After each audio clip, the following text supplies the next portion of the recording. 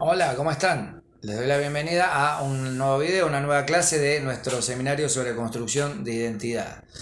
Hoy vamos a tratar un tema que es bastante complejo, con lo cual les recomiendo ver este video completo, después a lo mejor volverlo a ver pausándolo, tomando nota de algunas cosas, porque es bastante difícil el tema que vamos a tratar hoy, porque vamos a hablar de un filósofo que de algún modo hereda toda la tradición de la modernidad, tanto la línea del racionalismo continental como del empirismo inglés que vimos en la última clase, y genera una síntesis o fusión entre estas dos tendencias filosóficas. El filósofo del que estamos hablando es Immanuel Kant, un filósofo alemán, en realidad prusiano. Nació, murió y vivió toda su vida en la ciudad de Königsberg, que era la capital del Imperio Prusiano. Hoy en día una ciudad que pertenece a Rusia. Esta es la imagen de Kant,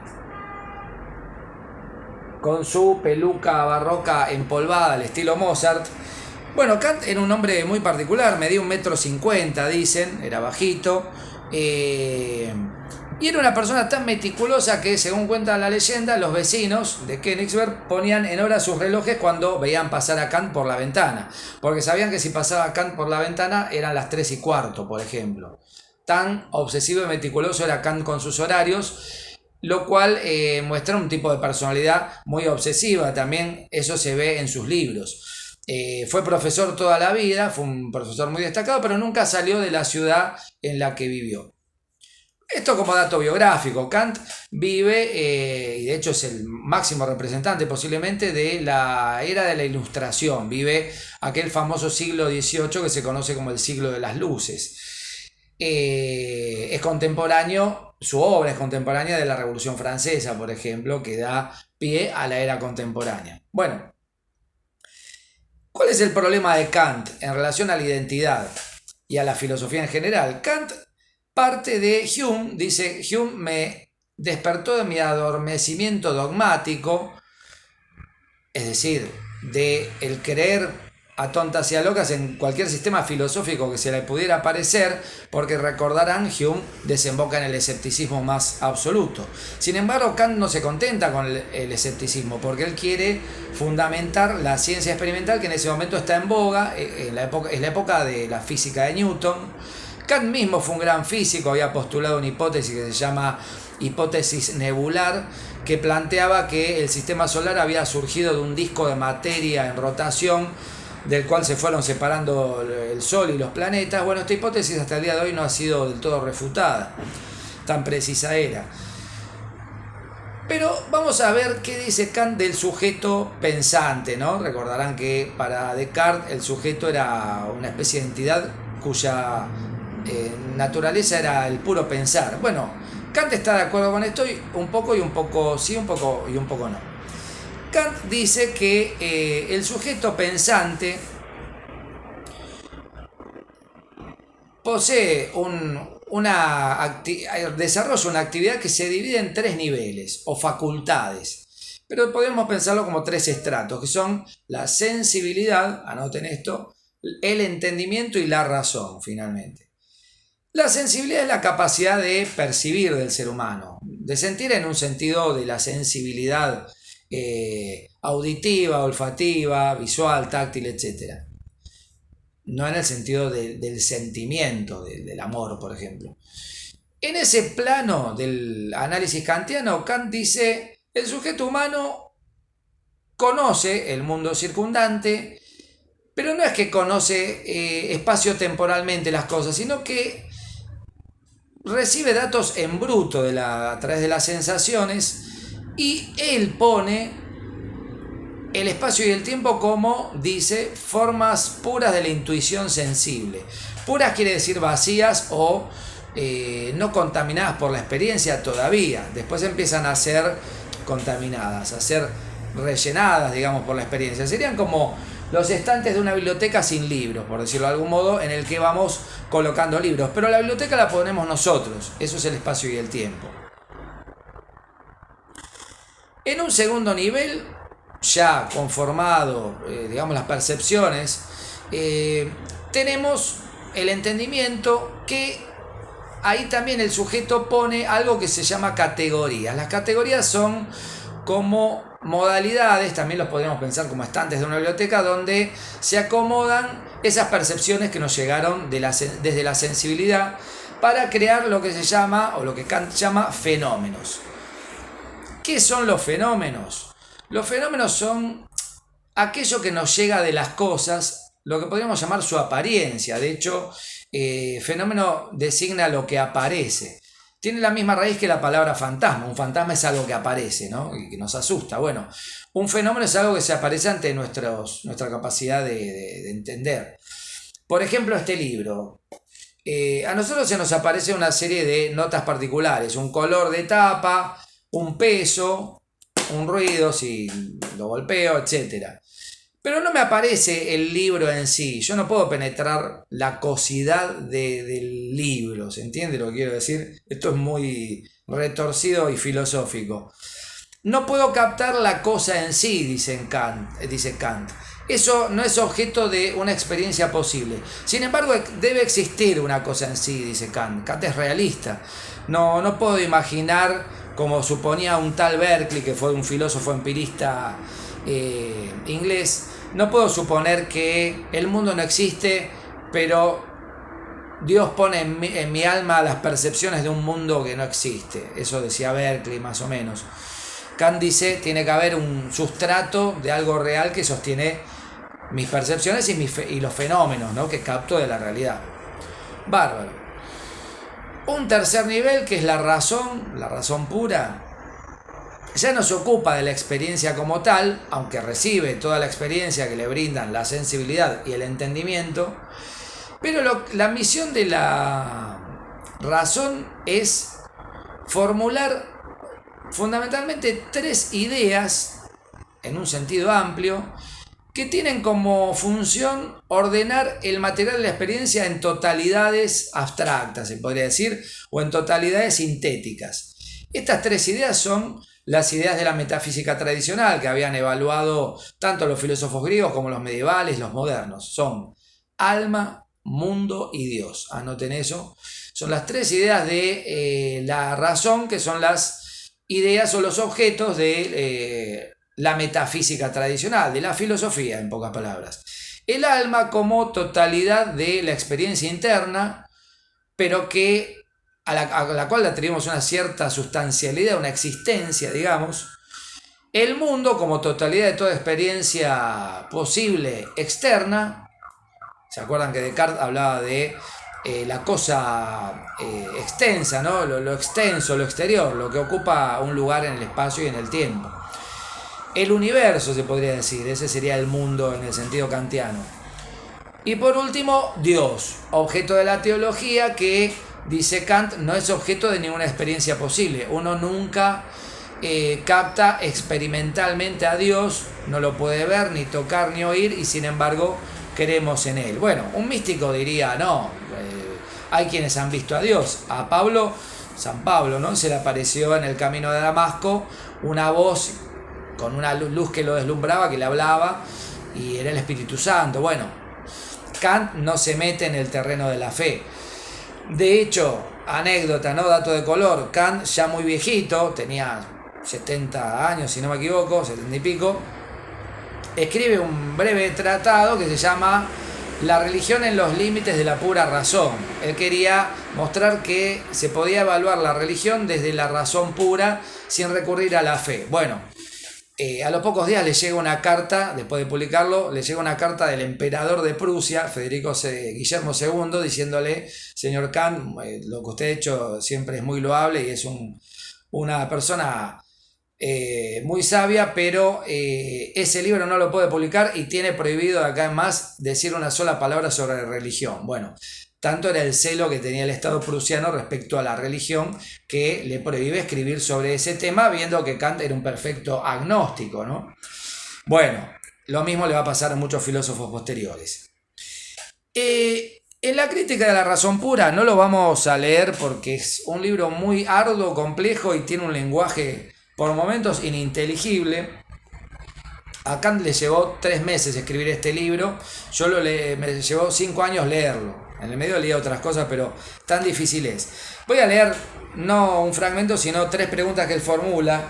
que de algún modo van a dar pie a la filosofía contemporánea. Dice al final del libro: todo interés de mi razón, lo mismo especulativo que práctico, ahora vamos a ver qué es esto, está contenido en estas tres preguntas. 1. ¿Qué puedo saber? Es decir, ¿qué me es dado conocer? ¿Cuáles son los mecanismos por los cuales conozco?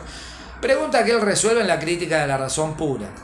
Segunda pregunta: ¿qué debo hacer? En el plano de la filosofía está el ser, el hacer y el deber ser, aquello que debo hacer, es decir, la ética, el plano de la moral. Bueno, Kant resuelve esa pregunta en una segunda crítica, que es la crítica de la razón práctica, que tengo acá atrás mío, que es otro gran libro que publica unos años más tarde. Y finalmente dice: ¿qué me es permitido esperar? Es decir, ahí Kant se mete con el problema de la esperanza. Y él llega a plantear, esto lo va a desarrollar también en la tercera crítica, que es la crítica del juicio, no nos vamos a meter en ese tema, pero Kant le interesa plantear que si no creemos, por ejemplo, en la inmortalidad del alma, aunque no hay manera de demostrarla experimentalmente, no podemos tener religión. Y si no podemos tener religión, y por tanto tampoco podemos creer en Dios, o si no creemos en Dios, por tanto no tenemos religión, prácticamente no hay manera de sostener la vida ética, la vida moral. Lo cual de algún modo lo hace un defensor de la religión. Lo que pasa es que él la religión la ve como una especie de hipótesis necesaria. No sé si resulta claro esto. De hecho, se habla de las ideas ficcionales de la razón. Alma, mundo y Dios son ficciones, pero son ficciones de las que no podemos prescindir. Por eso cuando posteriormente, en el mismo siglo, pero mucho más tarde, en el 1800, mejor dicho, en el siglo XIX, pero mucho más tarde, el siglo en que muere Kant, Nietzsche, otro filósofo alemán, va a decir: Dios ha muerto. Es decir, él plantea que Dios no que ha muerto porque es mejor que no exista, sino que es algo en lo que ya no podemos creer debido a los desarrollos de la ciencia y el avance del pensamiento en muchos aspectos, y por lo tanto ya no tenemos horizonte hacia el cual dirigirnos. ¿Qué hacemos con eso? Bueno, ese es el problema de Nietzsche, que no vamos a tratar en esta serie, pero que es muy interesante. Y en algún sentido Nietzsche estaría de acuerdo con Kant. Dios es simplemente una hipótesis que necesitamos poner ahí para fundamentar nuestra vida moral. Sin embargo, ¿qué pasa si no hay Dios? Ese es el problema de Nietzsche, que no es el problema de Kant, porque Kant acepta la existencia de Dios, pero solo en tanto idea de la razón. No se juega por su existencia o no existencia. Bueno, la filosofía kantiana se pone de moda. Kant, siendo ya muy viejito, se convierte en el filósofo más leído de Alemania y de Europa, y tiene una serie de seguidores que van a fundar lo que se va a llamar el idealismo alemán. Estos seguidores son tres también, son Fichte, Schelling y Hegel. Fichte y Schelling lo vamos a ver muy sucintamente en este video, en el próximo vamos a hablar de Hegel. Fichte radicaliza el punto de vista de Kant, pero le cuestiona algo, de hecho lo conoce a Kant y tienen arduos debates. Le dice a Kant: está bien, existen los fenómenos, aquello que se me aparece de las cosas, pero ¿por qué tengo que hablar de una cosa en sí si no hay nada que me la demuestre? No hay nada que me demuestre que estos anteojos existen en sí mismos, más allá de que yo los estoy percibiendo o viendo a través de ellos. Pero yo no sé nada de la cosidad de esos anteojos o de este libro o de lo que sea. Solo tengo certeza de mi yo, como decía Descartes: yo pienso, yo existo.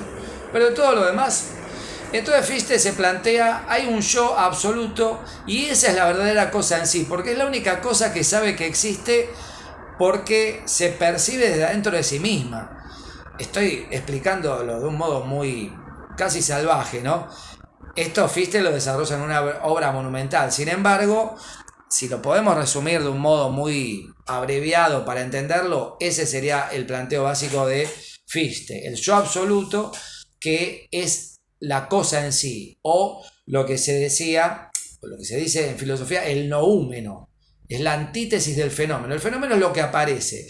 El noúmeno es lo que no aparece, pero Fichte dice: puedo verlo desde dentro, por decirlo de algún modo, porque la cosa en sí es ese yo. Entonces es un yo absoluto.